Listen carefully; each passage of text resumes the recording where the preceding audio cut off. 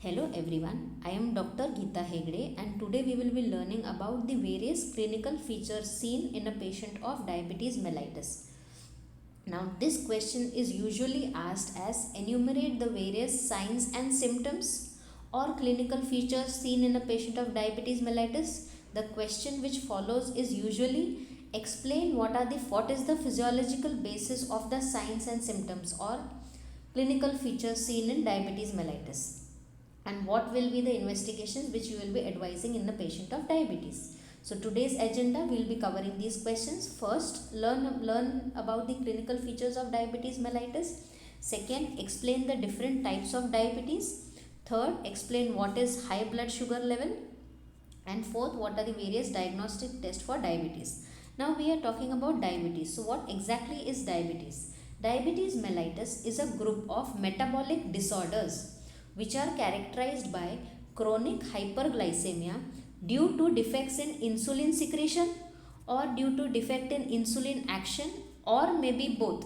That means whenever there is defect in insulin secretion, it is usually called as type 1 diabetes mellitus where the amount of insulin secretion is less. Second is defect in insulin action, which is known as type 2 type of diabetes mellitus, which may be insulin resistance, or there may be both of these features. There is absolute or relative deficiency of insulin. Absolute deficiency of insulin is usually labeled as type 1 diabetes mellitus, while relative deficiency of insulin or insulin resistance type of patients, which is seen in adult onset, is known as type 2 diabetes mellitus. So let us see what are the commonest or general symptoms which are seen in a patient of diabetes mellitus. So first is polyuria. So what is polyuria? Polyuria is frequent urination, increase in frequency of urination especially at night, which is known as nocturia. So frequent urination especially at night, nocturia, due to osmotic diuresis caused by high blood glucose levels. Now polyuria in simple terms is excessive urination. This is a common symptom of diabetes mellitus. Now the mechanism of polyuria in diabetes mellitus is first hyperglycemia. Now in diabetes blood glucose levels become elevated. Now this may be because of insufficient insulin production which happens in patients of type 1 diabetes, or maybe insulin resistance which is seen in type 2 diabetes. So causes of polyuria, one is hyperglycemia. Second is glucosuria or glycosuria. Now what is glucosuria? When blood glucose levels exceed the renal threshold. Renal threshold is approximately 180 mg per deciliter. This is the kidney's ability to reabsorb glucose. Now because the kidney has reached its saturation level, excess glucose which is present in the circulation is excreted in the urine. Now when this excess glucose which is excreted in the urine, this leads to appearance of glucose in urine. This is known as glucosuria, and glucosuria usually happens when the patient has raised blood glucose levels more than 180 mg per deciliter. This is known as glucosuria. So first symptom which is seen in diabetes mellitus is polyuria. The cause of polyuria is hyperglycemia. Second is glucosuria. The third is osmotic diuresis. Now the presence of glucose in urine, which is glucosuria, increases the osmolarity of the filtrate in the renal tubules. This high osmolarity prevents water from being reabsorbed efficiently, leading to increased urine production. And fourth is increased urine volume. Why is there increased urine volume? It is due to osmotic diuresis which results in polyuria, and this can also lead to dehydration and electrolyte imbalance if not managed properly. And the fifth is a compensatory mechanism. To compensate for extra fluid loss, individuals with diabetes often experience increased thirst. That is the second symptom, which is known as polydipsia. And because there is increased thirst and more fluid intake, the cycle of excessive urination and thirst continues as long as blood glucose levels remain uncontrolled. So the commonest sign of diabetes mellitus is polyuria. Polyuria is frequent urination, especially seen in patients of diabetes who complain of frequent urination at night time. So this is known as nocturia. The causes of polyuria are hyperglycemia, glucosuria, osmotic diuresis, increased urine volume, and compensatory mechanism because of excessive thirst and increased water consumption. The second clinical feature is polydipsia. What is polydipsia? Polydipsia is increased thirst and fluid intake to compensate for the fluid loss from frequent urination. So the first clinical feature was frequent urination, which is polyuria. Because there is frequent urination, there is excessive fluid loss. Because there is excessive fluid loss, patient experiences increased thirst. Why does the patient have polydipsia? First is because of dehydration. The excessive loss of water due to polyuria can result in dehydration. Because patient has dehydration, body loses fluids faster than they are replaced. Hence, the patient will experience hypovolemia. Now, because there is dehydration, the hypothalamus detects these changes and stimulates the thirst center to encourage increased fluid intake. Okay, so polydipsia is body's attempt to compensate for the fluid loss which occurred due to polyuria. So the first clinical feature was polyuria or frequent urination. The second is polydipsia, and polydipsia is again because of polyuria and more fluid loss. The third clinical feature is polyphagia. Now what is polyphagia? Polyphagia is increased hunger and food intake. Although some patients may experience weight loss despite increased appetite. Now what is polyphagia? Polyphagia is known as excessive hunger. This excessive hunger is another symptom of a patient of diabetes mellitus. It results from the body's inability to use glucose effectively. Now whenever a patient has deficiency of insulin, the cells cannot uptake glucose properly. Now this results in excessive hunger.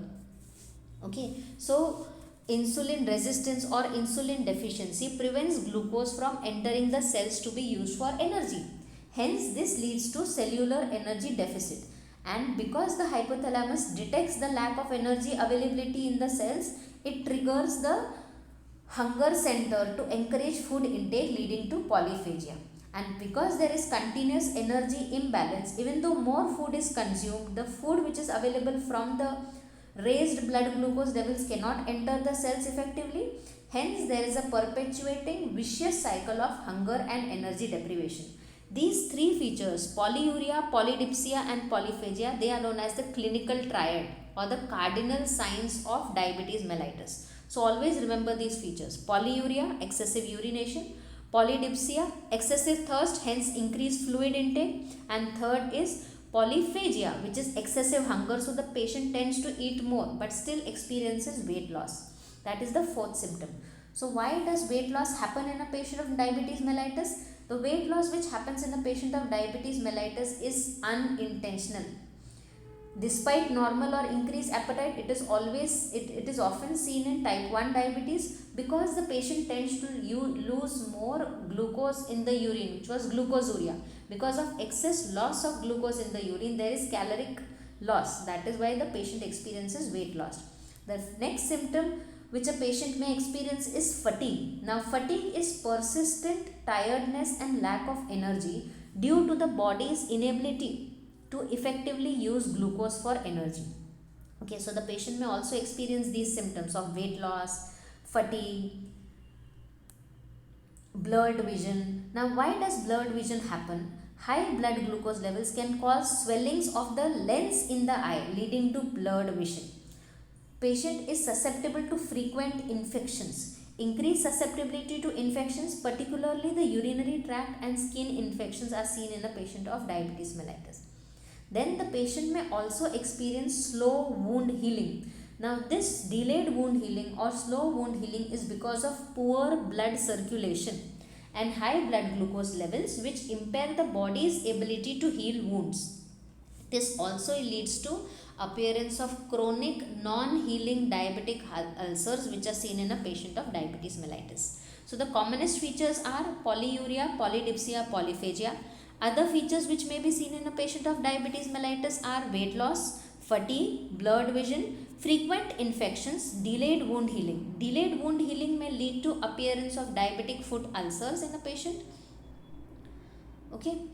Other complications which are seen in a patient of diabetes mellitus might be neuropathy. Neuropathy is nerve damage leading to numbness, tingling or pain, particularly in the extremities. So this is known as diabetic peripheral neuropathy. So in a patient of diabetes mellitus, the patient may experience tingling, numbness or pain, particularly in the extremities. Hence it is known as peripheral neuropathy of diabetes mellitus. Another complication which might be seen, long-standing complication, is nephropathy. Nephropathy is kidney damage that can progress to kidney failure.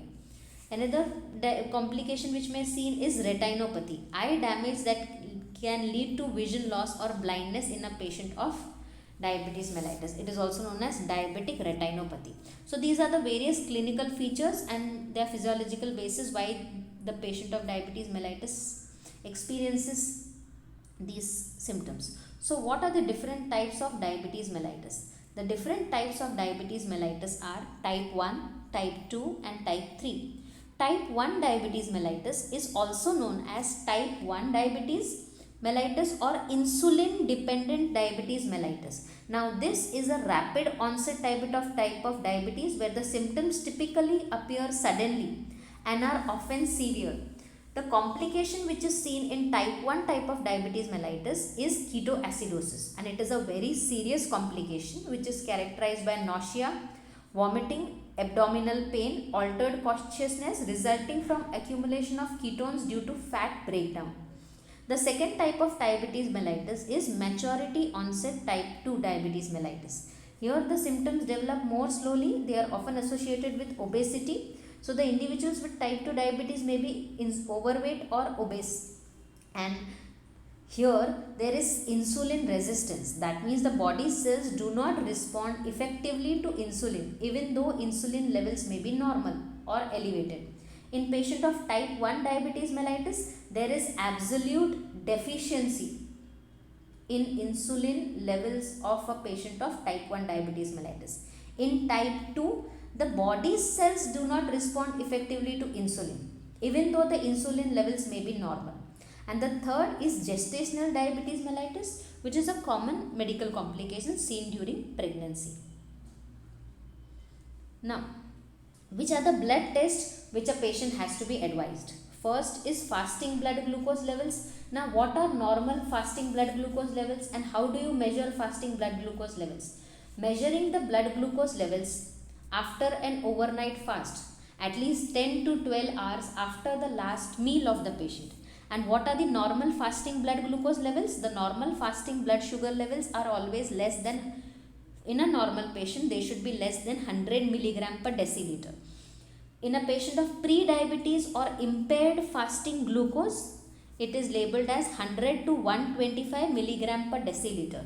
And third, if a patient is having blood sugar levels more than 126 milligram per deciliter or higher on two separate occasions, then the patient is labeled as having diabetes mellitus. So first, fasting blood glucose levels, diagnostic is more than 126 milligram per deciliter or higher on two separate occasions. The second test is postprandial blood glucose levels. Now postprandial blood glucose levels in a normal person less than 140 milligram per deciliter is considered normal. Levels between 140 to 199 milligram per deciliter may indicate pre-diabetes, and blood sugar levels of more than 200 milligram per deciliter or higher may suggest diabetes mellitus. Okay, so postprandial is after meals. First is fasting blood glucose levels. Second is postprandial blood glucose levels. Third is oral glucose tolerance test, which measures the blood glucose before and after consuming a sugary drink. Usually 75 grams of sugar or glucose is administered to the patient, and blood glucose levels are measured after 2 hours.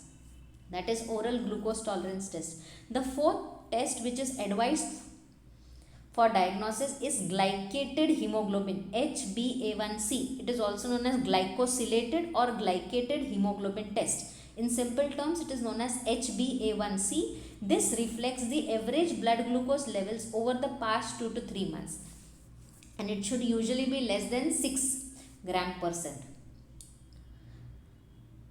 So, timely diagnosis and management are crucial in preventing complications associated with diabetes mellitus. Treatment usually involves lifestyle modifications, monitoring blood glucose levels, and medications such as insulin or oral hypoglycemic agents. So, a take home message: the various symptoms which we talked about, which are seen in a patient of diabetes mellitus, the classical triad is polyuria, polydipsia, and polyphagia. Polyuria is frequent urination. Polydipsia is increased thirst, increased fluid intake, and third is polyphagia, which is increased hunger, increased food intake.